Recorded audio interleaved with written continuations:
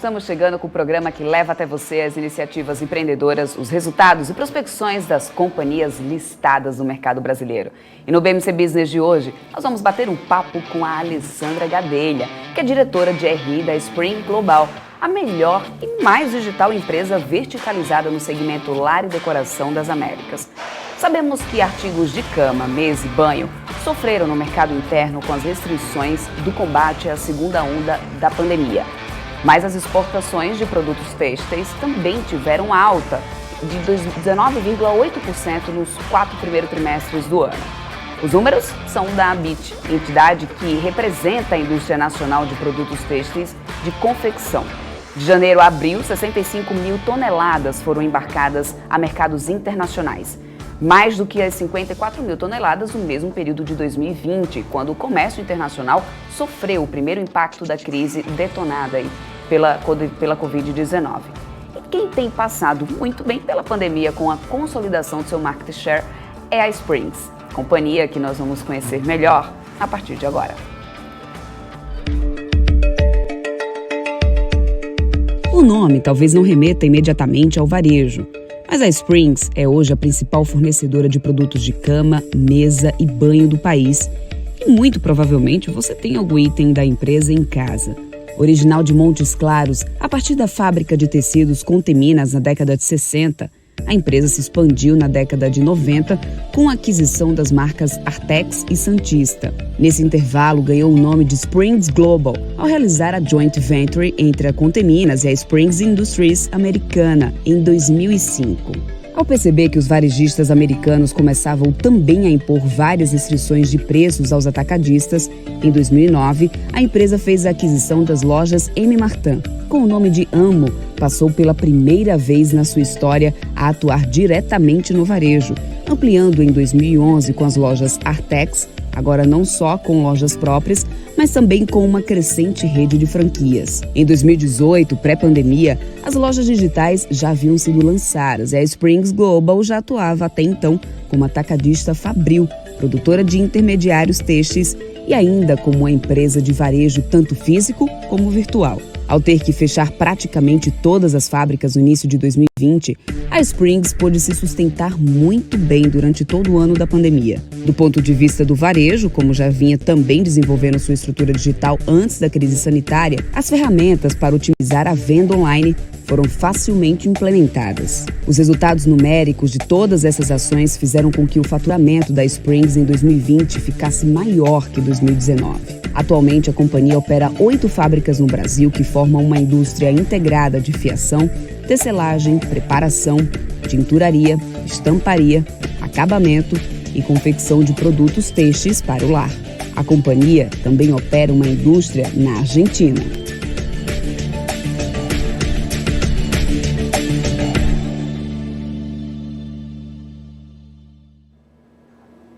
Mas antes da gente bater um papo aí com a Alessandra Gadelha, que é diretora de RI da Spring Global, eu quero trazer, claro, o Alex André, especialista de investimentos. Você já conhece, meu parceiro aqui de todos os dias da BMC. Como é que tá aí, Alex? Tudo bem, tudo tranquilo. E em relação aqui da Springs, né, a gente estava vendo aqui a apresentação da companhia.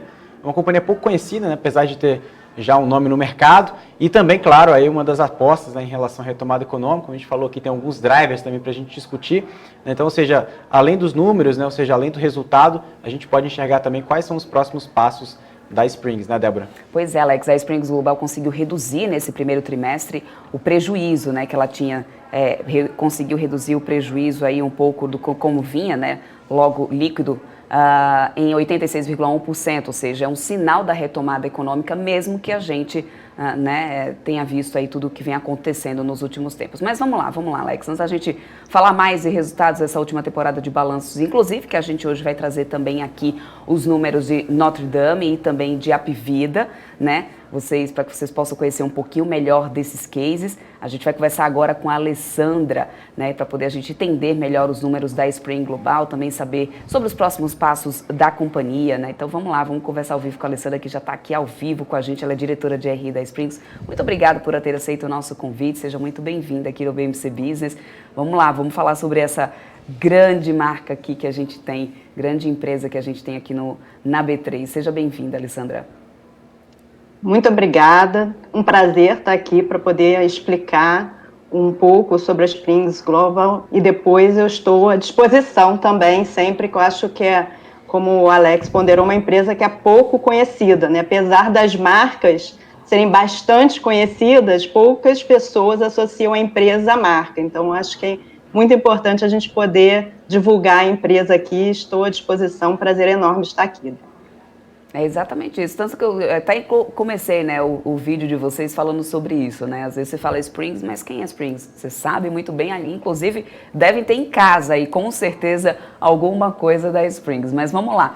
Vamos começar falando sobre o turnaround de vocês, grande que vocês passaram, né? Logo de vários anos, desde de 2007, né, que vocês vieram passando por isso, né? E fizeram aí uma grande aquisição, né, e precisaram se ajustar. Foi um longo trabalho até então.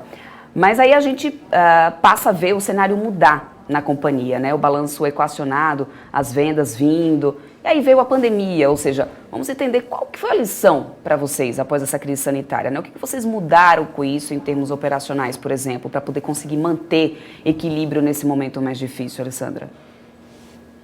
Uma característica muito interessante da empresa, Débora, é exatamente a capacidade dela de transformação.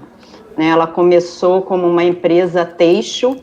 Nos anos 90, ela foi comprando marcas, como mostrou no vídeo, né? Comprou a marca Santista, comprou a marca Artex, então foi se tornando uma empresa de consumo.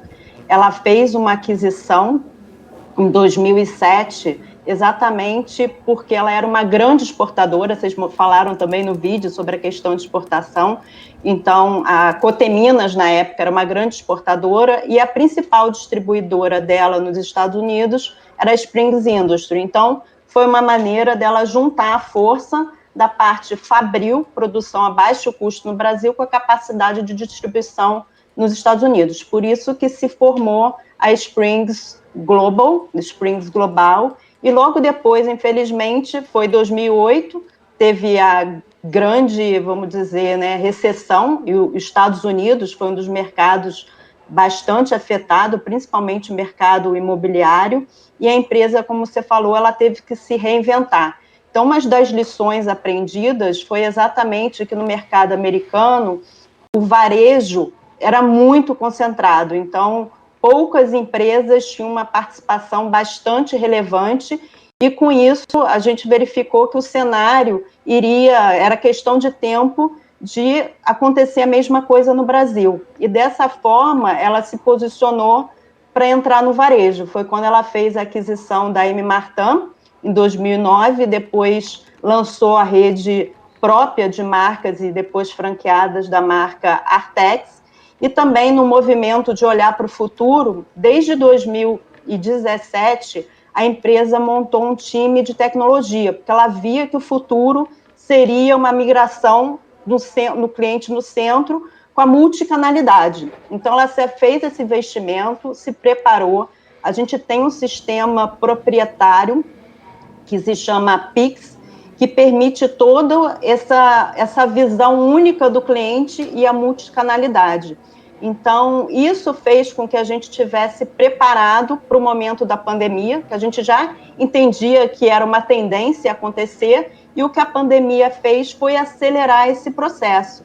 Então, associado a essa tecnologia que já estava pronta, a gente já tinha toda a parte de estrutura, tanto que o nosso site, mesmo com aumento, no segundo trimestre a gente teve um aumento de 9 vezes das vendas através das nossas lojas online, e não tivemos problema nenhum em termos da parte tecnológica. Obviamente que a gente teve outros problemas logísticos de entrega, como todo mundo, que já foram também superados, mas isso fez, junto com as nossas marcas fortes, que a gente conseguisse transferir as nossas vendas das lojas físicas para o canal online. E até o contrário, a gente superou. Se olhar o crescimento das vendas, a gente teve um crescimento bastante significativo enquanto as lojas estavam fechadas, enquanto muitas empresas sofreram. Obviamente que a gente sofreu também, principalmente no atacado, porque os nossos clientes estavam fechados e isso, eles muitas vezes não podiam nem receber mercadoria, então sofremos principalmente no mercado de atacado no segundo trimestre, mas realmente o varejo teve um crescimento bastante significativo no ano passado. Então, eu entendo que essa é uma característica da empresa, de antever tendências do mercado e se preparar para estar pronta quando a oportunidade acontece. Inclusive, eu vou querer falar um pouquinho mais sobre essa questão do Pix, a gente vai detalhar um pouco mais sobre isso e também sobre essa questão do fechamento aí, né, dos clientes de vocês, essa queda no atacado. Mas antes, eu queria falar um pouquinho sobre um movimento interessante da Springs sobre o mercado endereçável, né? Antes, somente era cama, mesa e banho, agora passando aí a atuar em casa e decoração. Eu queria entender qual foi o ponto de vista estratégico da companhia para essa mudança. Temos a Camicado como grande referência nesse mercado. Como vocês enxergam daqui para frente essa mudança no perfil da empresa? Como eu falei, a gente tem marcas bastante fortes, tradicionais, relacionadas à qualidade, e a gente testou e verificou através de pesquisas, e agora está cada vez mais se confirmando, que as nossas marcas têm uma relação muito forte com lar e decoração. Então, começamos, desde 2016, a ampliar e testar a expansão de categoria. Primeiro, começamos de uma maneira muito natural, com produtos têxteis que a gente pudesse fabricar, então com cortinas, mantas, almofadas, também entrando linha baby, linha infantil, e depois a gente foi testando e foi trazendo outros produtos de lar e decoração, produtos de mesa posta, utensílios de cozinha, e isso é uma estratégia bastante significativa de crescimento da empresa. A gente vê que tem essa associação e exatamente com isso a gente consegue aumentar 7 vezes o mercado endereçável da companhia. Segundo dados do Ibope, o mercado de cama, mesa e banho era 12 bilhões de reais, enquanto o mercado de lar e decoração, né, casa e decoração, é quase 90 bilhões de reais. Então, como a gente já tem um market share bastante significativo no mercado de cama, mesa e banho, essa é uma oportunidade muito grande da gente poder crescer. E exatamente o e-commerce favorece isso, porque quando você está no e-commerce, é mais fácil você testar essas categorias e oferecer essas categorias. Então, essa tem sido a estratégia da empresa. A gente testa, a gente trouxe algumas, por exemplo, no ano passado, né, 2020, a gente introduziu colchões, a gente introduziu linhas pet, a gente introduziu até pijamas, e tudo muito bem aceito, e a gente vem acelerando essa estratégia. Exatamente, compra alguns produtos, verifica a velocidade que esses produtos são vendidos, repõe esses estoques, e com isso a gente vai testando e tem tido bastante sucesso nessa estratégia de expansão de categoria, e é uma avenida muito importante de crescimento para a companhia.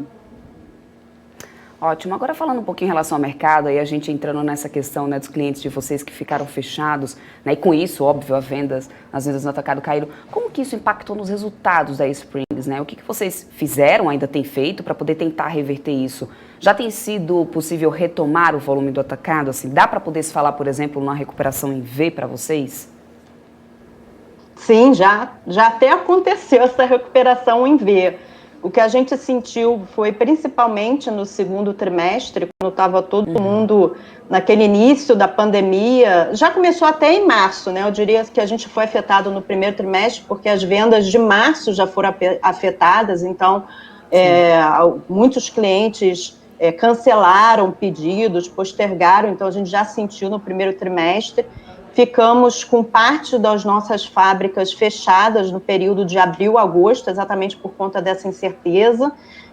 A empresa é uma empresa têxtil e volume de produção, a gente tem custo fixo, então a questão do baixo volume de produção, obviamente, afetou também essa baixa produtividade, e a gente verificou que a partir do final de julho e agosto, a demanda retomou, e até fortemente, porque a gente verificou também que, pela questão das pessoas ficarem mais em casa, os produtos para o lar tiveram uma forte demanda também durante a pandemia e tem tido até agora, né?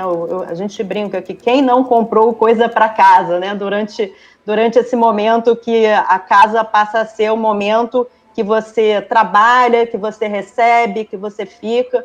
Então, teve um aumento bastante forte de retomada e, com isso, a gente até antecipou a volta das nossas fábricas. Obviamente que tem um período aí de ajuste, de ramp-up, de aumento de capacidade de produção. Então, no terceiro trimestre, a gente já começa melhor, e no quarto trimestre e no primeiro trimestre também a gente consegue trabalhar com as nossas fábricas com uma alta taxa de ocupação, e com isso ajuda bastante em termos do baixo custo de conversão e alta margem, e a gente tem ainda sentido essa forte demanda, né? Obviamente que no quarto trimestre, ali no primeiro trimestre, você teve uma combinação de reposição de estoque e demanda, e agora a gente vê realmente o período de reposição de estoque, a gente entende que já ficou praticamente para trás, e agora, a partir de agora, a gente continua com a demanda, né, voltando ao normal. Então, por exemplo, no primeiro trimestre, a gente já não verificou o mesmo comportamento dos clientes do atacado, do multimarcas, que a gente viu no início da pandemia, quando as lojas fecharam.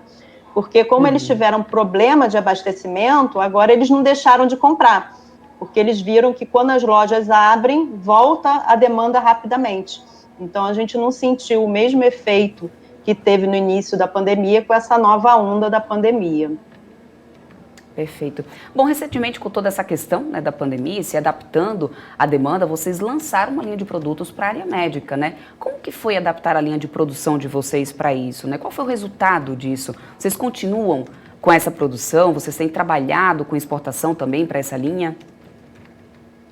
Sim, a gente começou com essa linha, a gente comprou logo no início da pandemia algumas máquinas, e estamos com essas máquinas na nossa fábrica de Blumenau.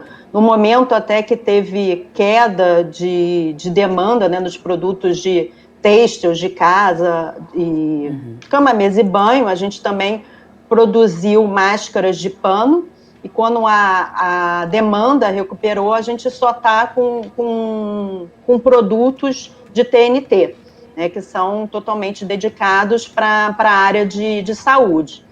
A companhia é um mercado totalmente novo para a companhia, então a gente ainda está desenvolvendo esses canais de vendas, e o que a gente vê é uma grande oportunidade é exatamente exportação, porque com essa questão da pandemia, eu acho que todos revisaram a sua cadeia de fornecimento, e o ideal é ter menos dependência, né, principalmente em relação à China. Então a gente vê uma grande oportunidade de exportação desses produtos, principalmente nas Américas, né, América do Sul e América do Norte, mas ainda é um produto que a gente está desenvolvendo canais de venda. Mas é um produto que veio para ficar, com certeza.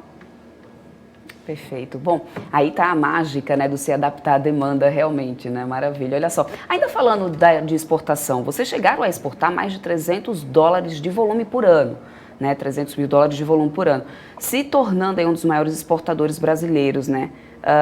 Como que está isso agora? Há condição de voltar a esses números de volume de exportação?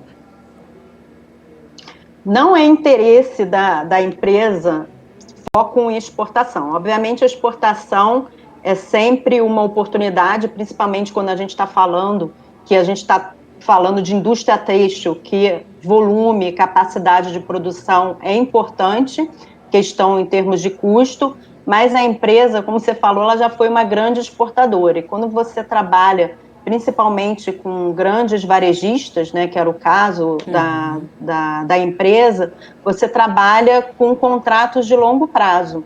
E o que a empresa sofreu, né, até das questões que ela teve nessa questão de ter que fazer a reestruturação, foi que ela tinha os contratos com preço pré-determinado em dólar, e o dólar se fortaleceu e ela tinha que entregar, né, independente do valor que ficou em real, ela tinha que entregar, e isso, obviamente, ela sofreu perdas nesse período.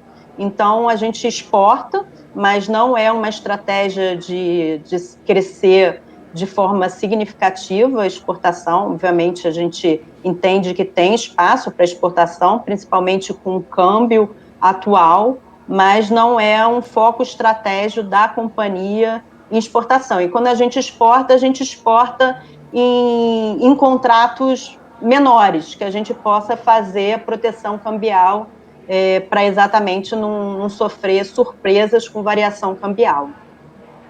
Uhum. Agora, falando um pouquinho em share, tem alguma outra linha de produto para ser lançado já aí no radar?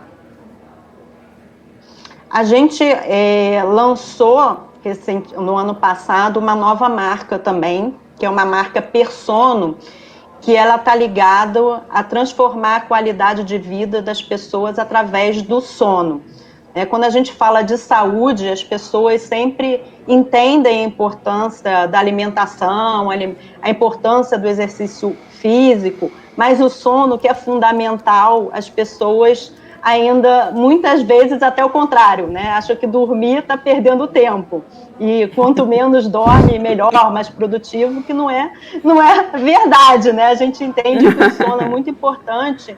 Então, essa marca vem exatamente nesse sentido, e a gente tem, obviamente, já tem conteúdo relacionado a sono, em termos de formação, mas a gente também está desenvolvendo produtos ligados à tecnologia de internet das coisas, para exatamente poder monitorar o sono e propor melhorias para as pessoas dormirem melhor e, com isso, terem uma melhor qualidade de vida. Então, isso é uma nova marca e uma nova avenida de crescimento para a companhia também, que é um produto, de novo, totalmente tecnologia proprietária. E esse sim, a gente entende que é um produto que tem capacidade para ser um produto exportável, porque exatamente que você vai ter um dispositivo que ele vem dentro do travesseiro, então você não precisa recarregar. Na hora de dormir, ele tem um aplicativo que você avisa que vai dormir, né? E ele monitora seu sono. Quando você acorda, você diz que acordou. E baseado nas informações que ele captura, ele vai te dar informações de que você pode fazer para melhorar o seu sono. E esse produto a gente fez exatamente uma marca, né, diferenciada, porque ele pode ir tanto nos travesseiros das nossas marcas, né, na Casa Moisés, na M. Martin, na Artex, na Santista, como também ele pode ir em travesseiros de outras marcas. A gente pode vender esses produtos para terceiros e no exterior, né? A gente entende que já tem um relacionamento e conhecimento do mercado norte-americano, então isso seria um mercado natural para esse produto. A gente, inclusive, está atualmente com uma parceria com o Comitê Olímpico, então nossos atletas olímpicos estão usando o travesseiro com Persono. Que maravilha! Certamente eu também vou aderir a essa nova tecnologia aí, porque, como você falou, controlar o sono, acompanhar direitinho essa qualidade do sono é importante. Eu já tento fazer isso há algum tempo, Alessandra. Gostei dessa novidade aí da Springs. Agora eu quero trazer o Alex aqui para poder bater um papo aqui também com a gente, participar aqui desse papo. Ele também tem perguntas para você, Alex. Alessandra, muito obrigado aí pelo bate-papo. É bem bacana essas novidades da companhia.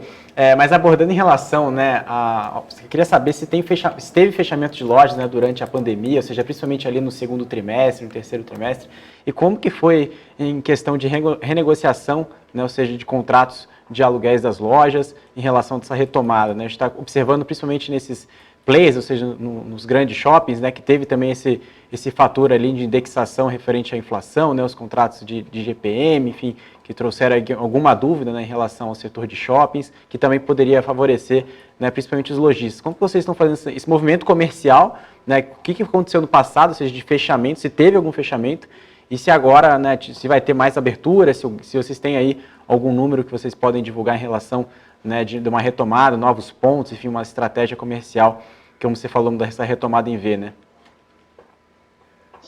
Sim, a gente tivemos poucas lojas fechando, mas eu acho que é importante exatamente essa estratégia da companhia de multicanalidade. Os franqueados, eles se beneficiam dela também, né? Isso eu acho que é um ponto importante. Por quê?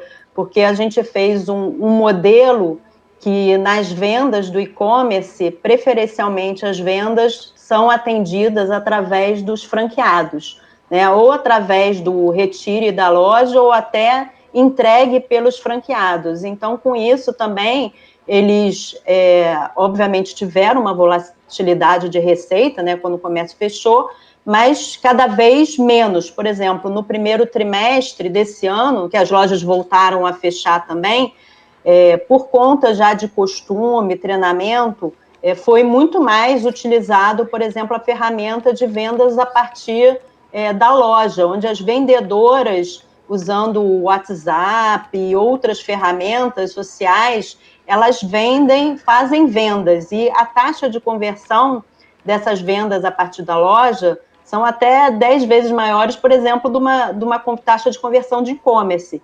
E a gente teve um crescimento de até, dependendo da marca, até 9 vezes das vendas remotas a partir da loja. Então, passa a ser significativo também para os franqueados essas vendas do e-commerce, e é um ganha-ganha para a companhia e para os franqueados. E com isso a gente conseguiu também diminuir esse efeito aí, questão da volatilidade das vendas das lojas, e não afetar tanto a questão da lucratividade dos franqueados. Outro ponto que você comentou, a gente entende que exatamente agora tem uma oportunidade em termos de aumento de rede de lojas.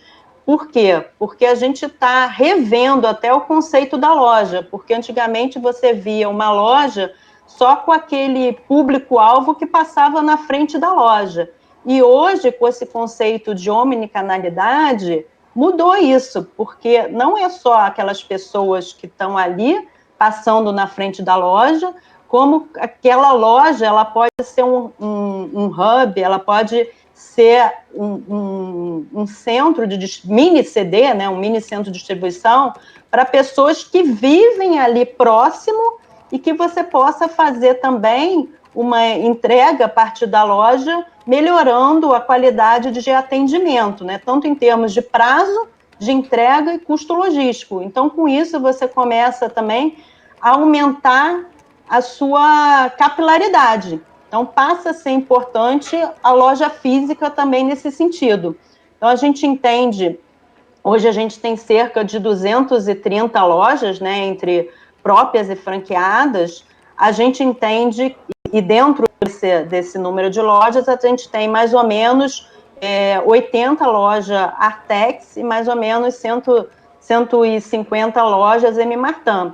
E pelo mercado de público-alvo, né, a M. Martin é um público classe mais topo da pirâmide, né, classe A, e a Artex é mais ou menos ali o meio da pirâmide, uma classe B. Então, pelo público-alvo, a Artex deveria ter um número de lojas muito maior do que a M. Martin. Então, a gente entende que existe uma oportunidade de crescimento das lojas físicas, e principalmente para a marca Artex. Obrigado, Alessandra. Agora, uma outra pergunta em relação a esse mesmo tema: se você acredita, né, que as vendas online devem permanecer em patamares próximos aí, como a gente estava falando, no nível pré-pandemia, por conta aí da abertura de lojas físicas agora. Sim, deve continuar, e a gente entende que vai crescer ainda bastante, né, por dois fatores. Um primeiro, que pesquisas mostram que num pós-pandemia as pessoas vão ter um hábito de comprar mais online, né? Primeiro por questão da facilidade, acho que muitas pessoas tinham uma resistência de comprar online, aprenderam a comprar online, então a gente vê isso por tendências, pesquisas de tendência. Também o próximo questão da evolução, de você ter cada vez mais smartphones, onde as pessoas compram online, o próprio millennials também entrando aí, né, comprando produtos para casa e decoração, então também é um público-alvo que está mais acostumado com tecnologia.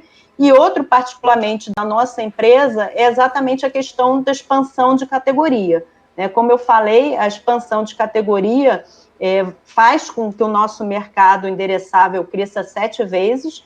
Então, obviamente, parte significativa do crescimento da empresa vai ser através de expansão de categoria, e a expansão de categoria, a venda vai ser bastante significativa através do e-commerce, porque exatamente você tem mais facilidade ali de expansão, de oferta de produtos, do que uma loja física. Obviamente, a loja física, a gente também tem oportunidade, principalmente trabalhando com prateleira infinita, né? Você não precisa ter o estoque físico ali na loja, você pode ter um mostruário, você pode ter um catálogo, e o cliente, estando interessado no produto, ele compra e recebe o produto em casa. Então, a gente entende que as vendas através do e-commerce ainda vão crescer muito.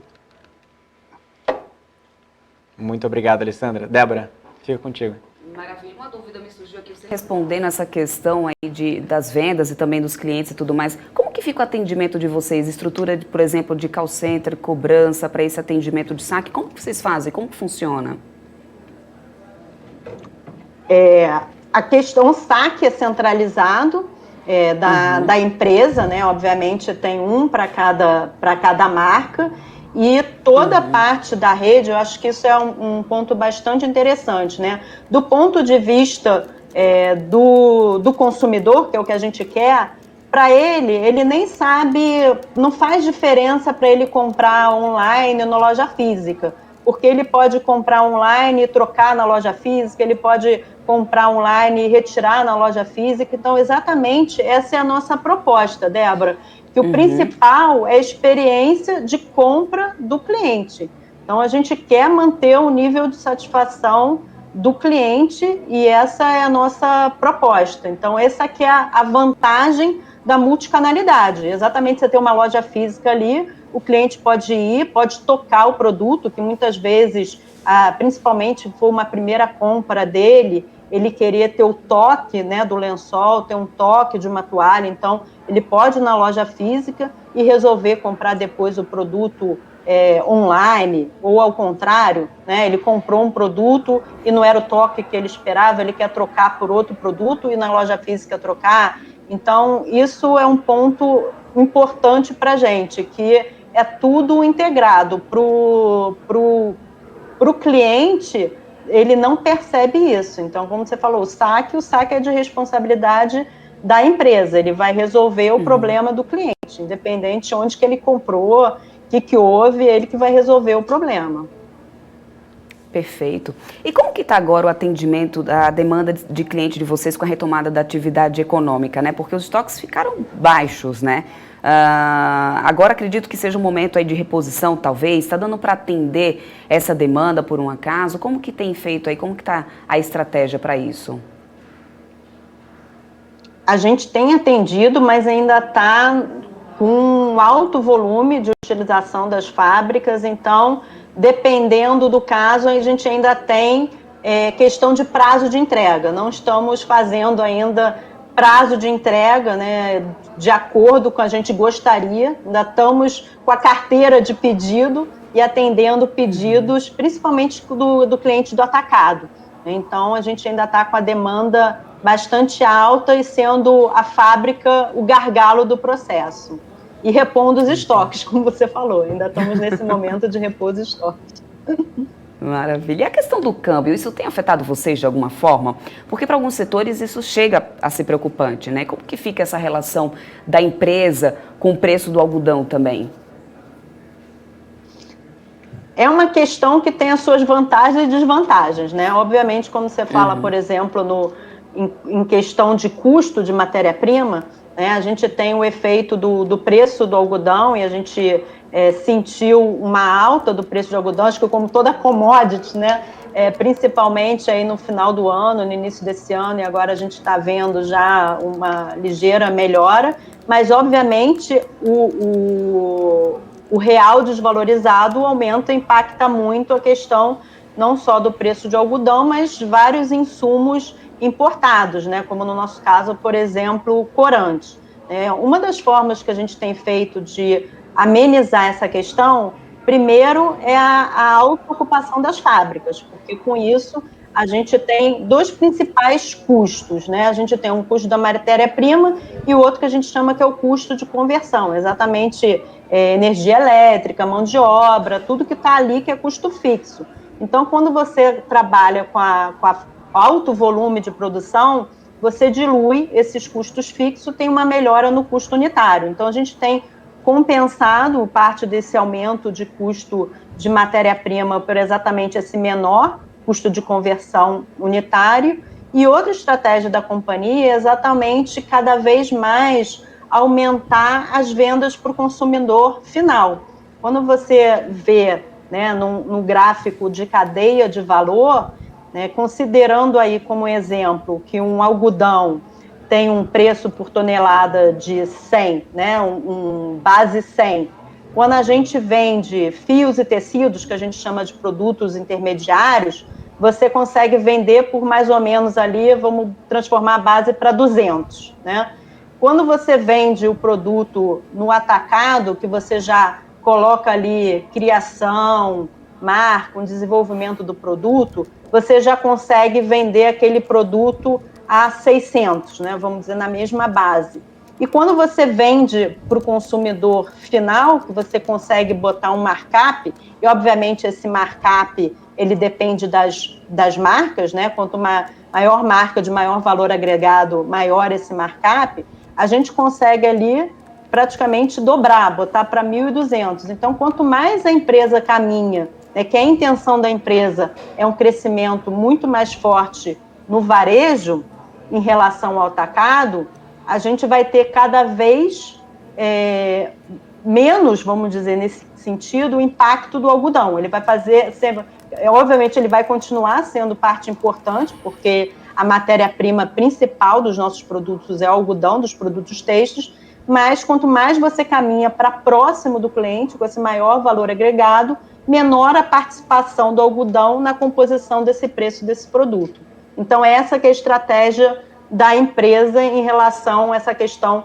E, em termos do cambial, a nossa produção, a gente tem uma vantagem, né, por isso que eu falei, tem um ponto negativo e um ponto positivo. Uhum. A vantagem é que a gente tem a cadeia completamente integrada, né, e parte relevante da nossa produção, obviamente, é no Brasil, né? Se a gente for falar de produtos como Artex e Santista, é tudo nacional, e quando você vai para marcas de maior valor agregado, a gente importa produtos, principalmente produtos que têm atributos como renda, que tem mais uma parte manual e volumes menores também, a gente importa produtos. Então, para a empresa, né, por exatamente ela ter essa cadeia integrada, a gente tem menos impacto em termos desse câmbio de importação. E pelo contrário, né, tem oportunidade em alguns setores. A gente tem produtos que naturalmente já não existe importação no Brasil, né? Por exemplo, toalha, né? Não se importa toalha, são produtos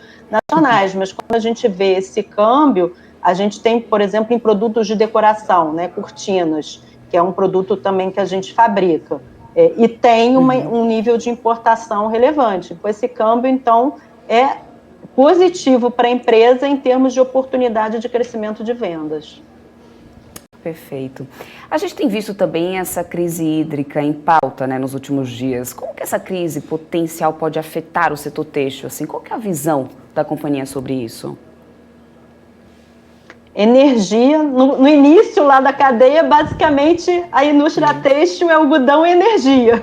Então, realmente impacta a empresa, né? A gente espera que isso resolva, mas o impacto ele vem do primeiro como em forma de custo, né? Como a gente tem o impacto do algodão, a gente já vem também tendo impacto o primeiro trimestre, principalmente em termos de aumento de custo de energia. Então, isso é bastante significativo para a empresa em termos de margem, né? Novamente, a gente vai tentar compensar de outras formas, mas a energia bastante significativa, bastante relevante na indústria têxtil. Perfeito. Bom, você até chegou a comentar logo no início do nosso papo que algumas fábricas ficaram fechadas, acho que 2 fábricas de vocês, né? Isso não é tão simples assim para uma retomada, sempre tem um ramp-up, como você mesma falou, no meio, né? Como que está essa retomada agora? Como eu comentei, a gente está desde meados de agosto que a gente fez essa retomada e agora a gente está com as fábricas operando. A gente não teve, nessa segunda onda, não teve nenhum impacto em termos de fábrica, estamos operando normalmente. Perfeito. Agora, falando um pouquinho da operação de vocês lá fora, vocês sofreram bastante com a experiência americana de vocês, né? O que ficou de lição? O que vocês têm planejado em termos de operação internacional agora? Porque vocês têm operação, claro, na Argentina, né? O foco é no Brasil, né? A empresa, até ao contrário, ela vendeu recentemente a operação nos Estados Unidos. A gente tem somente uma participação minoritária na empresa combinada, que até a gente já, desde o 4º trimestre, já está disponível para venda. Então, o foco, nesse caso, é exatamente a desalavancagem da empresa, né? Usar esses recursos para diminuir a dívida líquida. E o foco da empresa é crescer no varejo e no Brasil. Então, essa é a estratégia. Obviamente, como eu comentei, oportunidades de exportação, elas existirão e são bem-vindas, né? Como o caso dos produtos para a área de saúde. É um mercado natural para a gente, que a gente vai buscar exportação. A gente também já exporta produtos têxteis para alguns varejistas, mas, novamente, o nosso foco é crescimento no varejo no Brasil, principalmente alinhado à expansão de categoria e ao crescimento no e-commerce. Perfeito. Inclusive, falando dessa questão do crescimento do varejo aqui no Brasil, o Corona Voucher impactou de alguma forma as vendas de vocês? Vocês conseguiram perceber isso? Acha que, por exemplo, com o fim do auxílio, isso pode pesar de alguma forma para vocês? Sim, a gente entende que, como toda a economia, né, teve um efeito positivo o Corona Voucher, né, em termos de, principalmente quando a gente fala de produtos de categoria de classe C, D, né, então a gente entende que tem, mas como eu comentei, a gente como vem, né, pelo menos do 4º trimestre, 1º trimestre, a gente vem com a demanda muito forte, ainda atendendo uma carteira, vamos dizer ali, reprimida, né, em termos de demanda, e a gente está fazendo entrega. A gente até o momento não sentiu esse efeito, mas obviamente é uma preocupação, eu acho que de todas as empresas, exatamente a economia e o poder de compra do consumidor. E vocês têm crescido desde até 2009? O efeito da inflação também, que voltou a ser um ponto de atenção. Vocês têm crescido, né, desde 2009 nessa questão das vendas direta para o consumidor. Essa tem sido uma estratégia de vocês para agregar mais valor às marcas da companhia? Exatamente. A gente entende que quanto mais próximo você está do consumidor, você tem um melhor entendimento dele. Com isso, você pode fazer melhores produtos, né? Porque a gente faz desde o desenvolvimento do produto, pensar em estamparia, a base de tecido, o que aquele cliente quer. Então, você estando próximo do consumidor, você consegue ter uma maior assertividade em termos das suas coleções, dos seus produtos.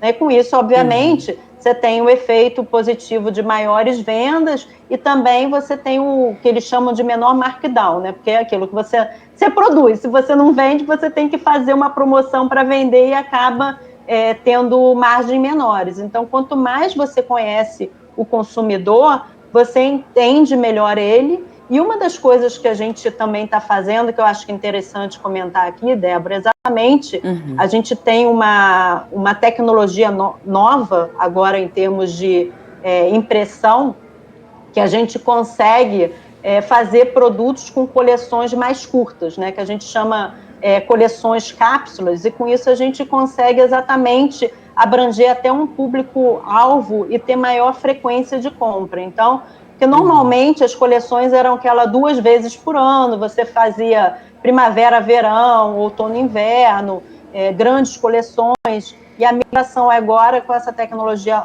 nova, você consegue trabalhar com lotes menores, volumes menores, então você consegue introduzir coleções novas, por exemplo, de 15 em 15 dias.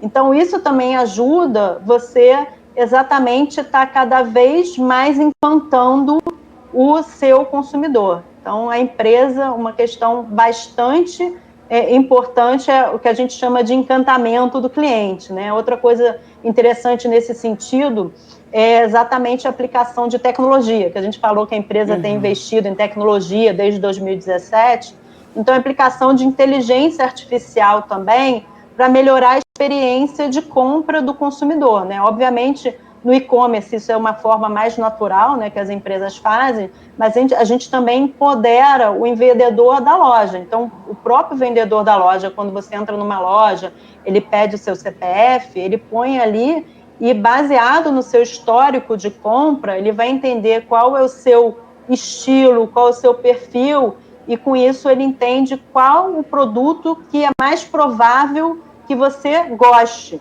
e melhora a sua assertividade da sua venda.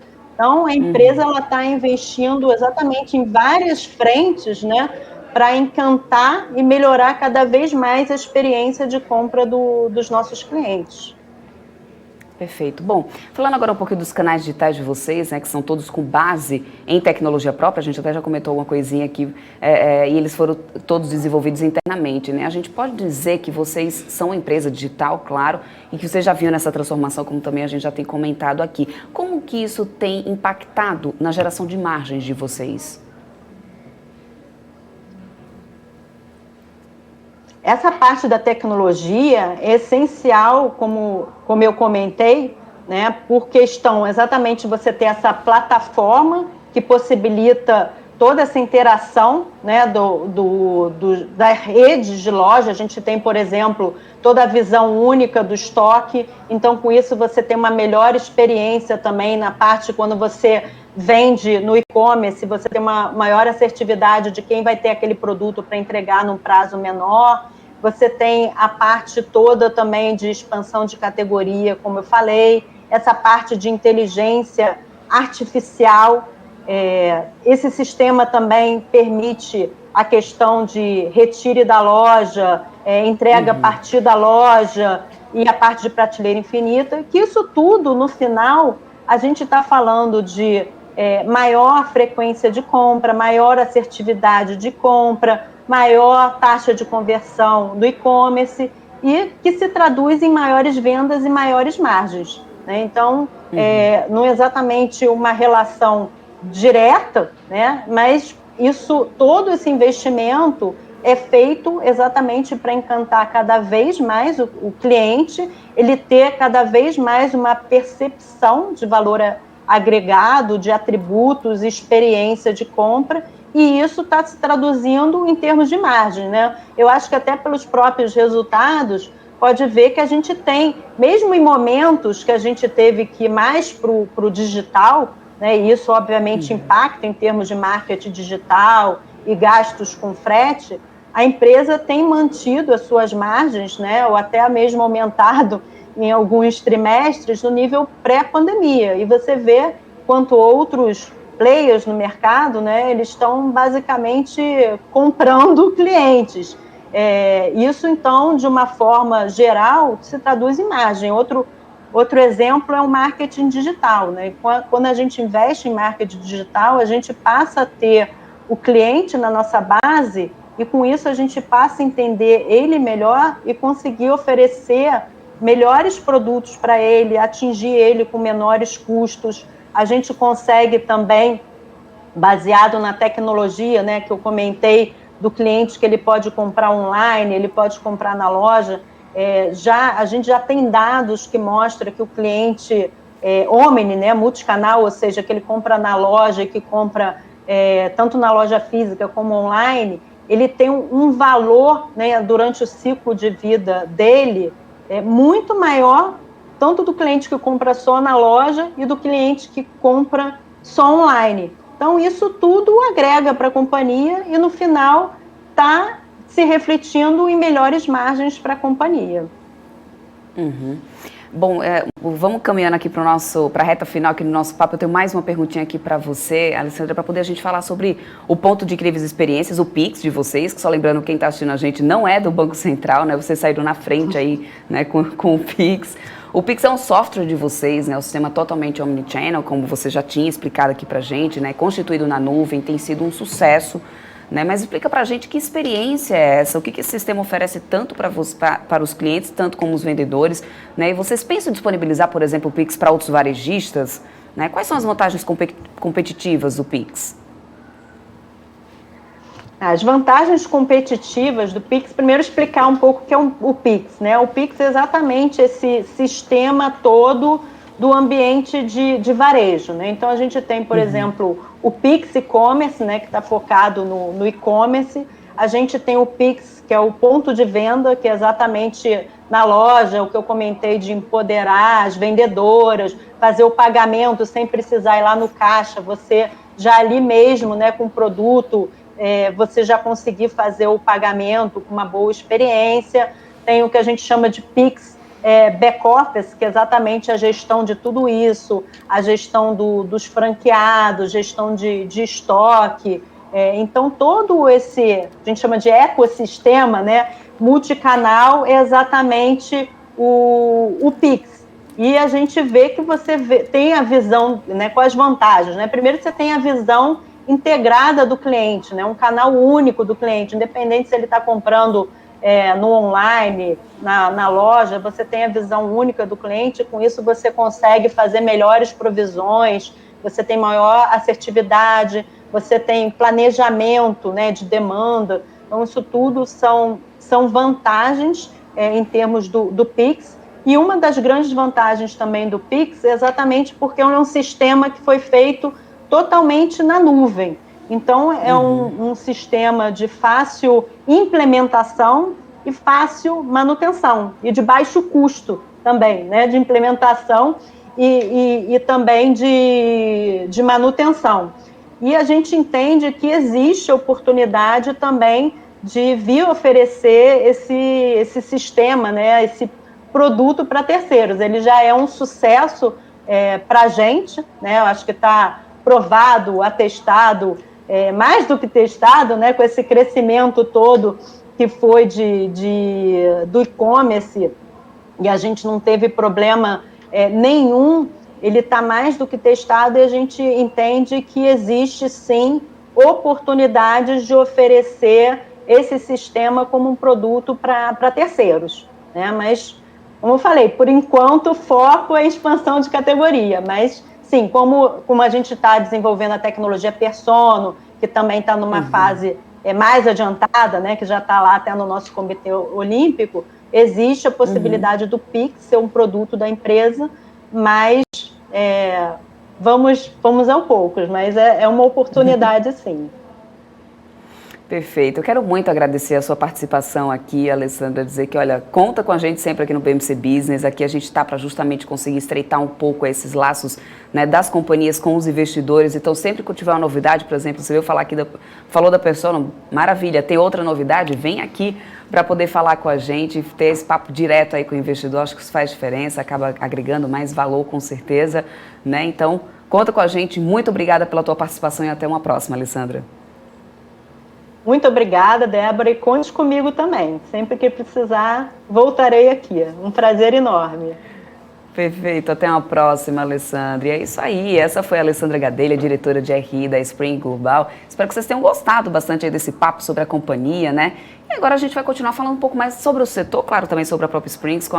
Vamos conversar um pouquinho com a Heloísa, que é gestora da Stocks, da Heloísa Cruz, que tem sim a Spring como a segunda maior posição dela. Eu vou até conferir isso com ela, se continua como a segunda posição, então nada melhor do que ela para poder passar também a visão como investidora aí do papel, né? Seja muito bem-vinda, Elo. Bem-vinda aqui ao BMC Business. Obrigada, é sempre bom estar aqui. Então, obrigada. Eu vou até te falar, na verdade, hoje a Springs não é mais, eu tenho duas empresas que ótimo, e essa é a minha primeira pergunta para ti.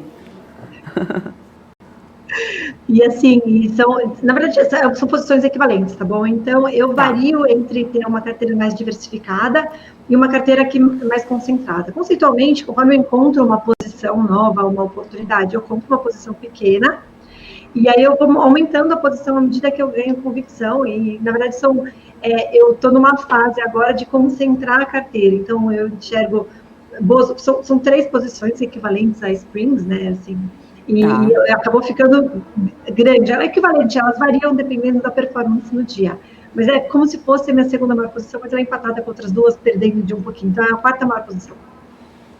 Ah, perfeito. Mas qual foi a tua estratégia, assim? Por que você se posicionou dessa forma na Springs? Como que está a tua expectativa para os próximos meses da companhia? Acho que você nada melhor, né, com a tua visão aí para poder entender, aí os investidores estão assistindo a gente entender um pouco mais. Eu estou bem animada, tá? Acho que, assim, no último resultado, nos últimos 2 resultados, eu vi uma coisa que eu não me lembro de ter visto enquanto eu acompanhei a ação, que é crescimento de receitas, assim. A minha posição, eu estava grávida do meu pequenininho, eu sei porque eu fui visitar a fábrica, então ele tem já 4 anos, a posição tem uns 4 anos e pouco na minha carteira, é uma empresa que eu olho, então, já um pouquinho mais do que esse tempo, e, assim, é uma ação muito barata, né, então, se você for ver rentabilidade, essas coisas, você mesmo falou, ela fez uma aquisição muito ruim, e lá em 2007 mais ou menos, e isso basicamente quebrou a empresa, e ela está vindo tentar se recuperar disso ao longo desses muitos anos, então acho que agora só dá para dizer que operacionalmente e financeiramente ela está um pouco melhor. Acho que o desafio da Springs, e o que eu sempre projetei para ela foi sem crescimento de receita e com alguma melhora na parte de despesas. Se você for ver o resultado bruto, ele melhora, piora, mas assim, historicamente ele é mais ou menos constante, tá? Então a margem bruta é mais ou menos constante. E aí o que eu tenho é uma oportunidade de melhora na despesa, porque tem um monte de custo de despesa legada de história dos Estados Unidos, aí tem que pagar a aposentadoria dos antigos executivos da Sprint lá fora. Então, assim, no final é isso, tá? É uma ação que, ela, assim, se a empresa der meio certo, ela vale bem mais do que está negociado em bolsa, e se der muito certo, aí, enfim, não dá para contar com isso, mas aí é um outro patamar de market cap, né? Uma ação que a gente estava falando de uma empresa que está R$13 por ação, 50 milhões de ações, 850 milhões de reais na bolsa. Tem empresa que vale o dobro disso na bolsa e a receita é 10% do que ela faz, 15%. A gente falou também com a Alessandra aqui sobre a atuação no mercado internacional, né? Hoje eles estão com operação, por exemplo, na Argentina, mas como você acredita que foi a maior lição, qual foi a maior lição para a companhia em termos da experiência americana que eles tiveram, que foi ruim, né? Eu acho que a lição é, foca no que é core. Eu imagino que, talvez quando eles olhem, então você fala assim, um movimento muito grande lá fora, ou uma grande aquisição, pode ser uma coisa intragável, né? Você tem uma empresa diferente, com uma cultura diferente, um produto diferente.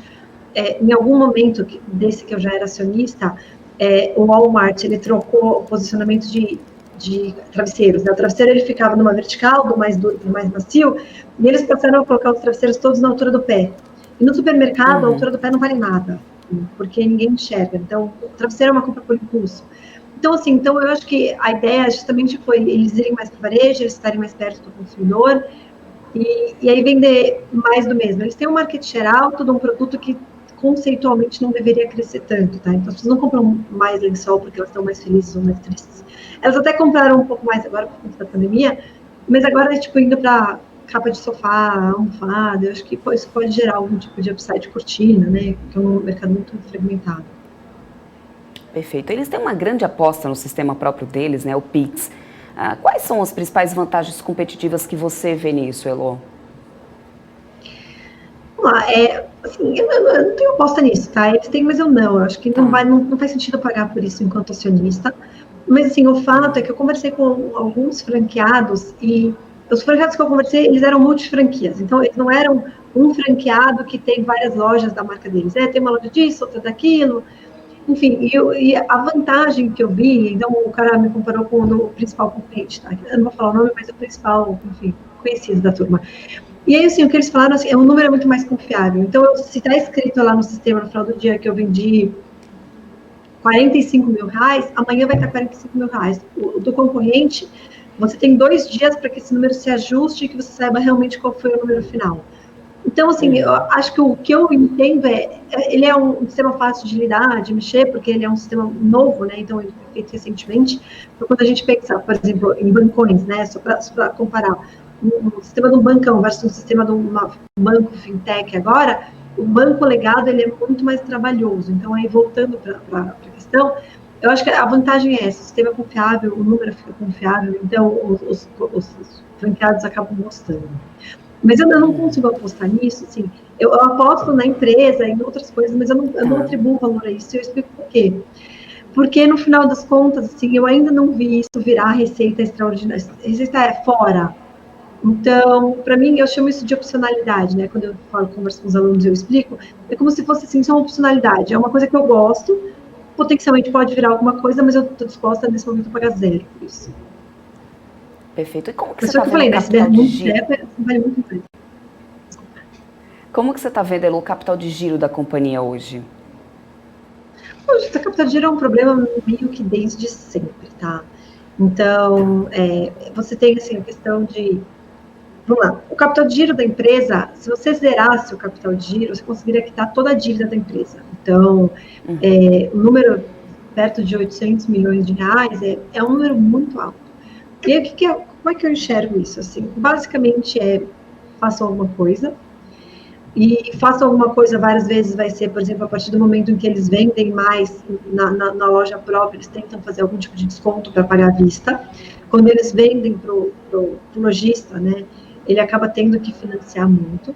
Quando eles entregam, para o lojista não o franqueado deles, quando eles entregam para o franqueado deles, o capital de giro passa a ser do franqueado. Então, isso é uma outra coisa que pode ajudar. E aí eu estou falando principalmente em contas a receber, que é pesado. O que acontece eles são uma empresa muito verticalizada. Então, a conta de fornecedores, né, que seria a conta que joga a favor deles, é muito pequena.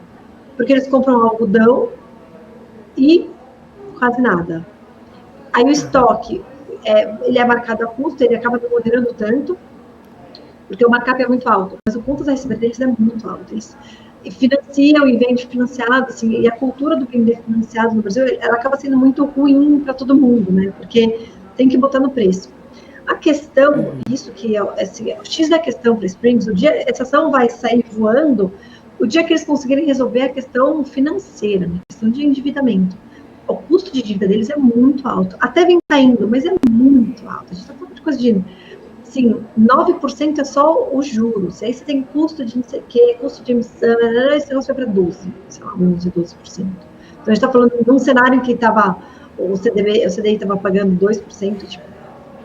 Então, eu acho que essa que é o X da questão. Então, você tem um capital de giro alto em cima de uma dívida cara. E aí, obviamente, isso é assim, um pouco de atenção. Tem duas perguntas aqui no portal que eu acabei vendo que o pessoal veio trazendo agora. Às vezes o pessoal vai trazendo as perguntas já no finalzinho da entrevista aí com a RI. Vou ver se você tem como responder aqui para o pessoal. Elo, seguinte, o quer saber, na verdade o nick dele está aqui como quer saber, vamos saber o que ele quer saber, né? Ele fala assim, principal pergunta de hoje são desinvestimentos, quase que não sai, para o pagamento de dívidas, né? E como é que está a questão desse desinvestimento da companhia para o pagamento de dívidas? Sim, desde que eu entrei na companhia, eu ouço falar desses desinvestimentos. Então, é igual o Pix, eu não atribuo valor nenhum para isso. Assim, eu não assumo que vai acontecer, porque não aconteceu.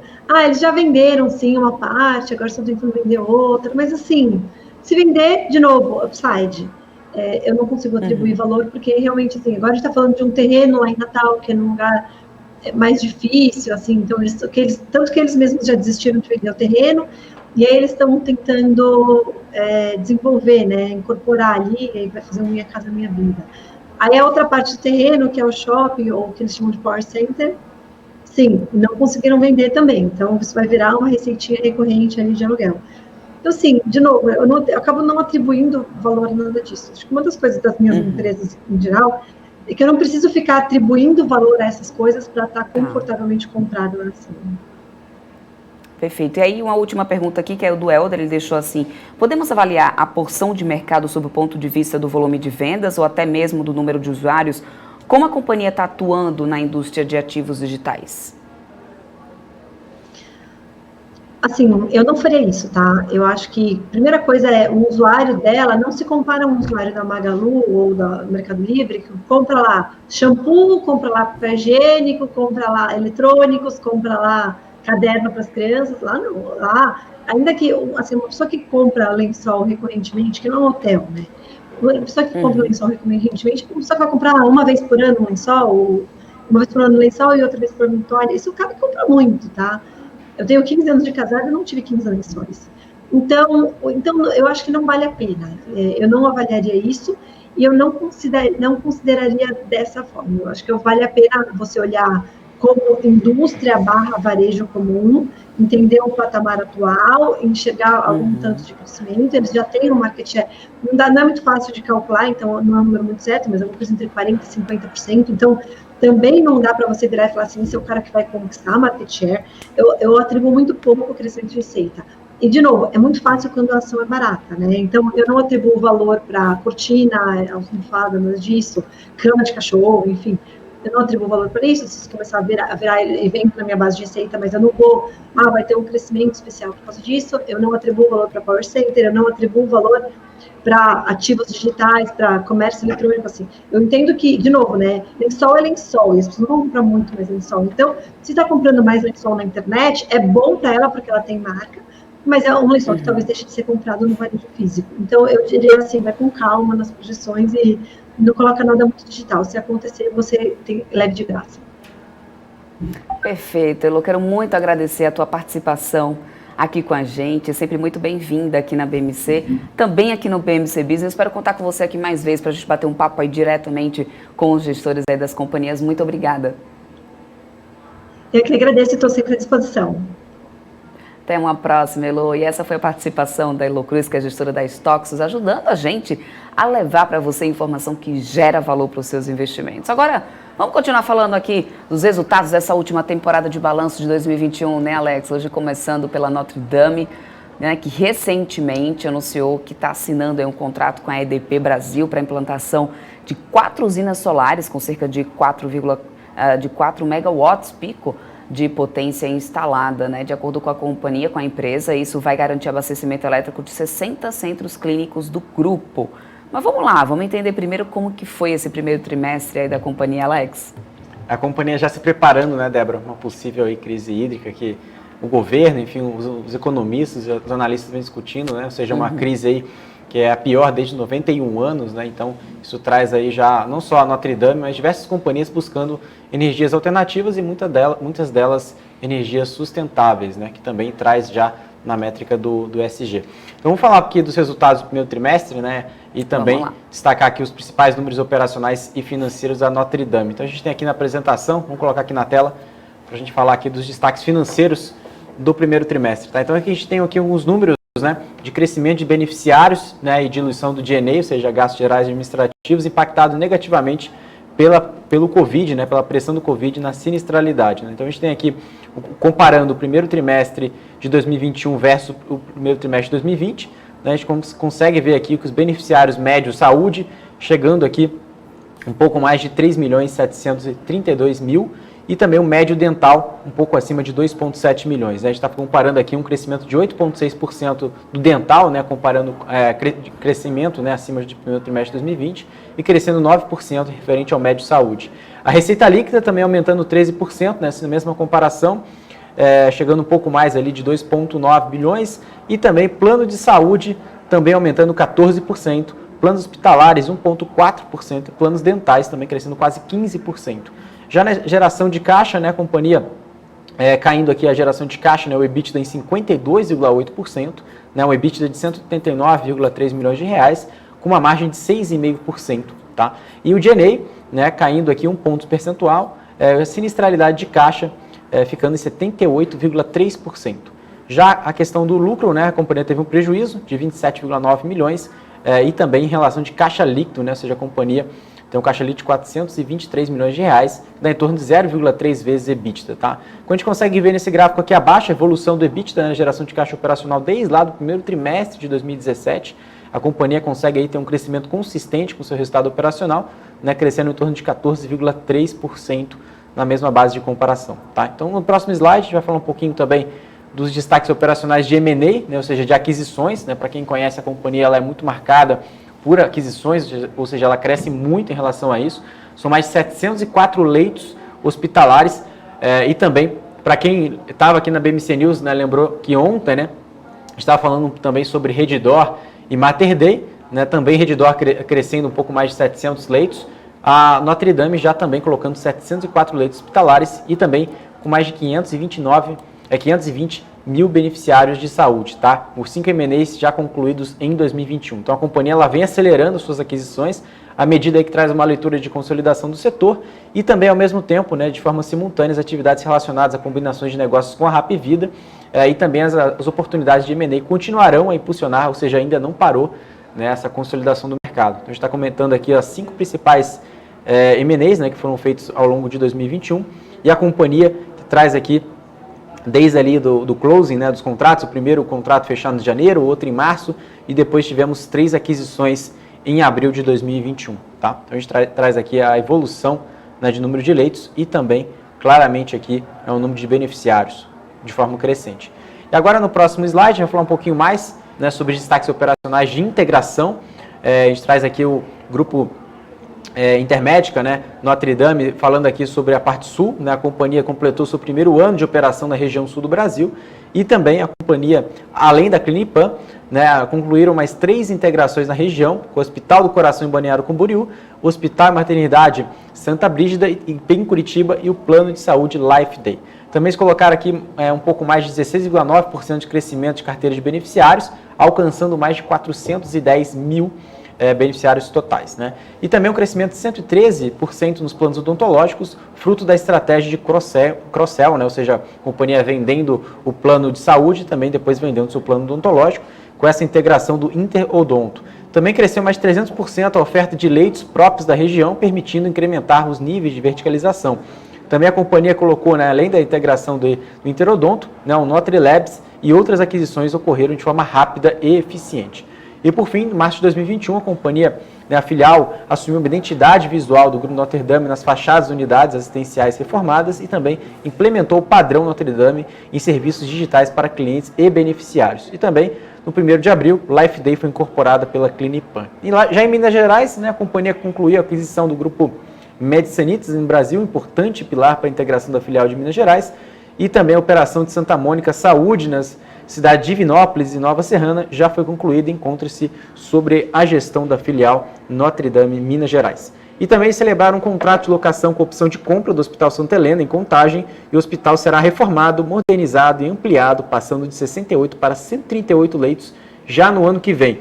E também iniciaram a integração da captura de sinergias na Climep, de Poços de Caldas, com mais de 33 mil beneficiários, uma estrutura hospitalar de 119 leitos de alta qualidade. Esses são os principais pontos aqui na região sul e em Minas Gerais, que traz um ponto aqui de verticalização dos processos, né, integração. No próximo slide, a gente vai falar um pouquinho mais sobre os destaques operacionais da rede própria, tanto das novas fachadas, como a gente comentou ali, né, da Clinipan, na parte do sul ali, a gente vê ali o hospital ali, Onyx Batel, localizado ali em Curitiba, e também clínicas para crianças especiais no ABC, na região do ABC aqui em São Paulo, ou seja, clínicas modernas, né, sendo reformadas, a companhia investindo também não só em tecnologia, mas também na infraestrutura. Então a gente vai falar um pouquinho mais no próximo slide, né, dos destaques operacionais de ESG, tanto na parte ambiental, social e governança, que traz uma agenda consistente focada na criação de valor sustentável, né, ou seja, esses são os principais pontos. A Débora comentou de né, na eficiência de energia, como a Débora falou da parceria com a DP, mas também tem a gestão de resíduos, né? Eles têm um projeto de compostagem e continua avançando, né? Ou seja, são mais de 70 toneladas de resíduos de adubo de qualidade, 8 toneladas destinadas à ONG Cidade Sem Fome, adubando mais de 8.500 metros quadrados de horta orgânica e beneficiando famílias da região. E até o final de abril, o projeto será ampliado de 6 para 18 hospitais. Também na parte social, em comemoração de 53 anos da companhia, durante os meses de março e abril, ocorreram diversas palestras com foco em saúde, bem-estar, diversidade, acolhimento, crescimento profissional. E considerando os desafios profissionais da linha de frente do atendimento dos pacientes COVID-19, um grupo de especialistas tem prestado apoio psicológico e de fisioterapia aos colaboradores da companhia. Por fim, falando de governança, a companhia tem um conselho de administração que eles anunciaram, né, a Paula Assis como eleita como membro independente do conselho, trazendo importante contribuição para a estratégia da companhia. E na parte de conselho fiscal, pelo segundo ano consecutivo, né, o conselho fiscal da Notre Dame como a maioria dos membros indicados pelos acionistas minoritários.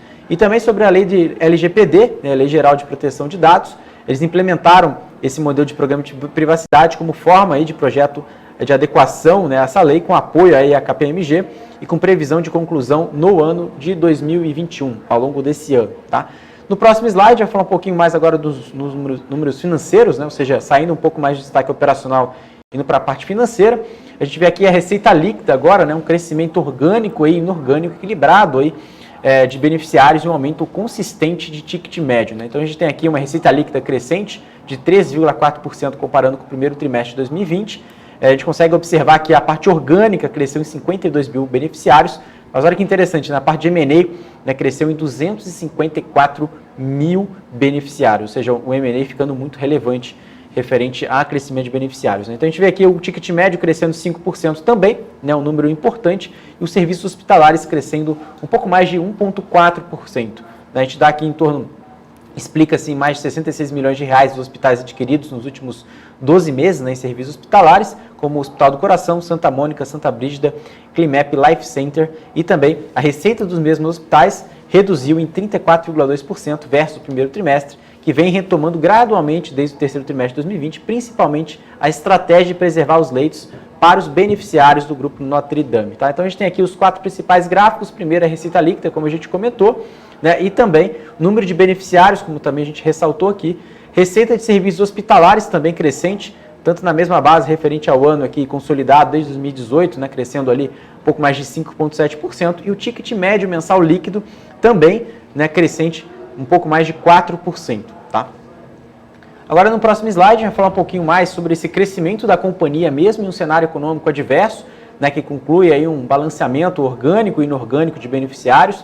O M&A concluído em abril vão acrescentar um pouco mais de 440 mil vidas, como a gente comentou ali, né, no mês de abril teve um pouco mais de 3 aquisições ao longo desse ano, somente no mês de abril. Né? Então tem mais aquisições orgânicas. A gente está vendo aqui nesse gráfico, no primeiro gráfico aqui, evolução de números de beneficiários no primeiro trimestre, são mais de 32 mil adições orgânicas. Tá?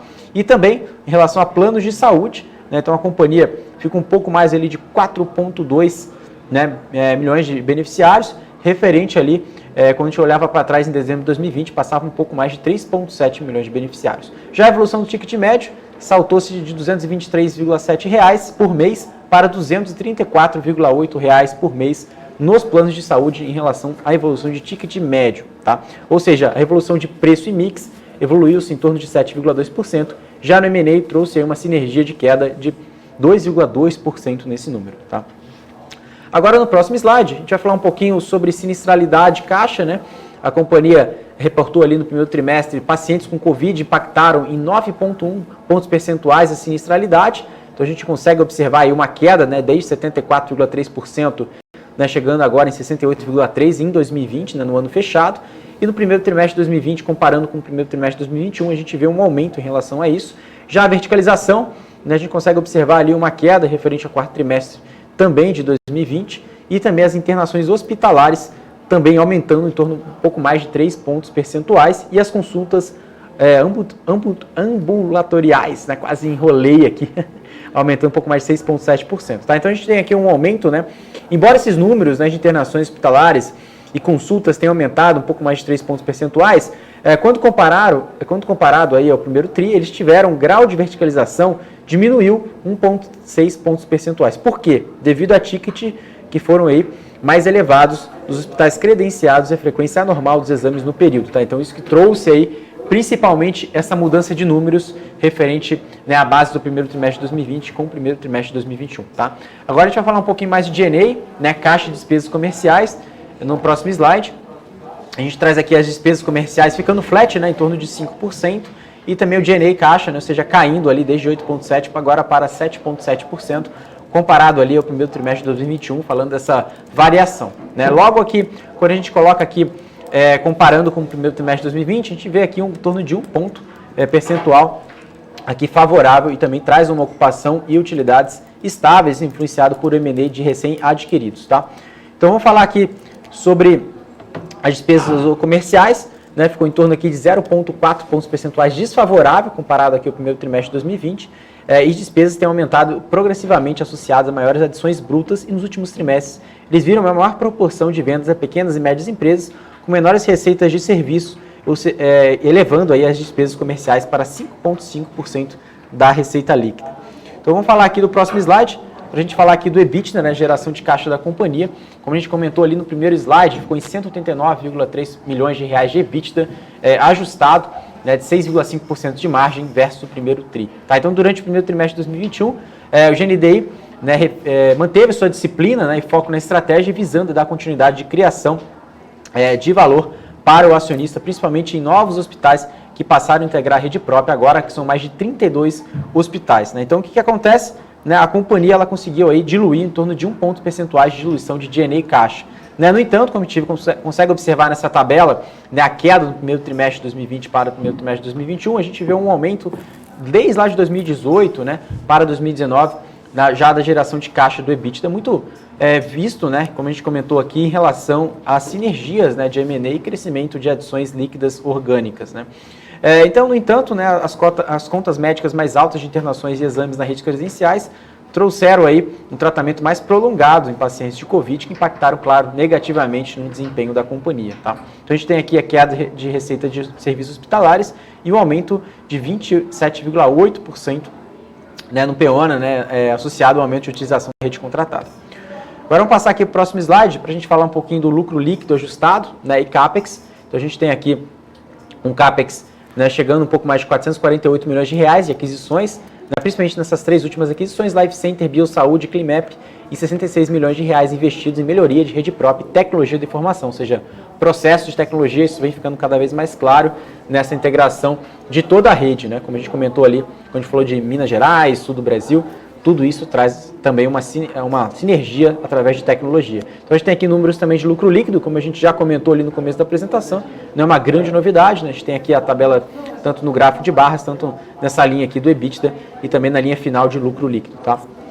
E no último slide, para falar aqui de Notre Dame, né, a gente tem aqui as estruturas de todas as dívidas da companhia, né, a gente consegue ver aqui a dívida líquida da companhia aumentando, mas a gente consegue observar aqui a relação de dívida líquida por EBITDA, que sai de 0,3 vezes para 0,8 vezes, mas a companhia também, né, principalmente com um caixa, né, muito robusto, uma estrutura de capital bem robusta, com uma baixa alavancagem, apesar aí, quando a gente consegue observar no primeiro trimestre de 2020, mesmo considerando, né, as últimas aquisições, né, ou seja, a companhia pagou pelas aquisições do Hospital Life Center, Climap e Biosaúde, bem como manteve seus investimentos na melhoria de rede própria, ou seja, a gente tem aqui uma relação de caixa líquido, tá?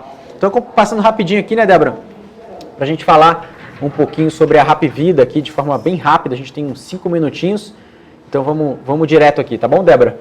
Vamos lá, vai lá, Alex. Então vamos passar aqui nos principais números bem rapidinho, a gente tem pouco tempo aqui, então primeiro destaque a gente tem receita líquida crescente 11,8%, beneficiários cresceram 7,5%, margem EBITDA chegando em 20,1% e lucro, né, também colocando margem líquida ex mais valia subindo 12,9%. No próximo slide a gente vai falar um pouquinho mais sobre essa estrutura assistencial da companhia, ela mantém hospitais em todo o Brasil, né, principalmente é muito forte ali no Nordeste do Brasil, para quem acompanha, com mais 194 clínicas, mais de 3.876 leitos, com 45 hospitais e também com 45 prontos atendimentos e também, lembrando, né, mais de 8 hospitais em construção. No próximo slide, a gente vai falar um pouquinho sobre combinações de negócios com o Grupo Notre Dame, que a gente acabou de comentar aqui, né? E como que está esse cronograma dessa operação? Agora falta aí a aprovação do CAD, da ANS, e também o fechamento, né, do closing do contrato que está prevista a expectativa para o primeiro semestre aí do ano de 2022, já no ano que vem. No próximo slide, a gente vai falar um pouquinho sobre a inovação e ESG, né, ou seja, o que traz de inovação, né? A gente traz projetos de inteligência artificial, um patrocínio que a companhia fez com o Centro de Pesquisa Aplicada de Inteligência Artificial da Universidade Federal do Ceará e também a telemedicina, que traz um reconhecimento facial do rosto vivo e também mais de 85 mil consultas mês, 3 vezes maior que a quantidade de consultas realizadas pela maior estrutura física da companhia.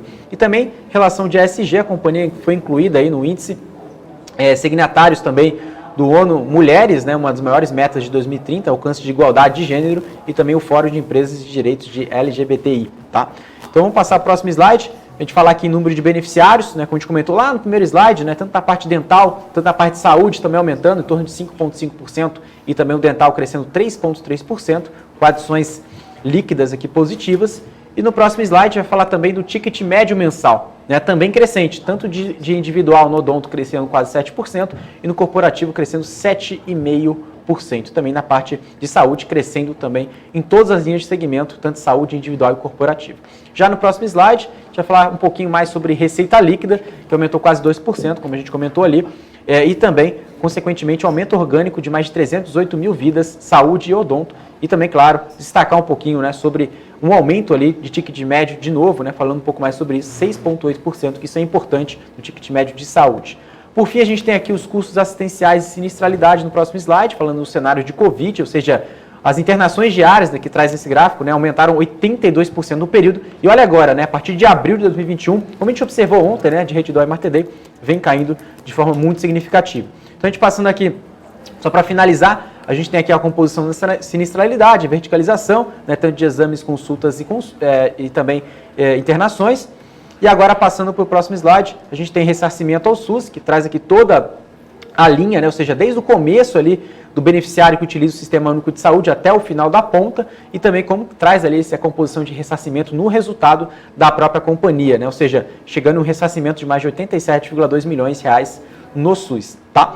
E aqui a gente tem também falando um pouco mais no próximo slide, né, sobre valores recebidos sobre o sinistro do trimestre correspondente, né, para quem acompanha o setor, esse número é bem interessante, e também despesas operacionais no próximo slide, que traz despesas com vendas administrativas, é um número que a gente comentou ali, que traz o menor índice de despesas de vendas das empresas adquiridas, ou seja, traz cada vez mais relação, né, de integração, né, das unidades. E também, por fim, a gente tem os dois últimos slides. Primeiro, a gente vai falar sobre EBITDA e lucro líquido, né, ou seja, a linha de receita de geração de caixa, que caiu 0,2% correspondente ao período do primeiro trimestre, e também, né, um EBITDA que correspondeu a um pouco mais de 466 milhões de reais. Por último, a gente traz aqui o gráfico, né, de fluxo de caixa livre, CAPEX da companhia, que traz aí primeiro, né, um aumento de saldo fornecedor a pagar, maior variação de provisão e ressarcimento ao SUS, 87 milhões de reais, como a gente comentou, e também o CAPEX, que traz um investimento na expansão de toda a rede própria. Débora, então esses são os principais pontos aqui para falar de Hapvida e, claro,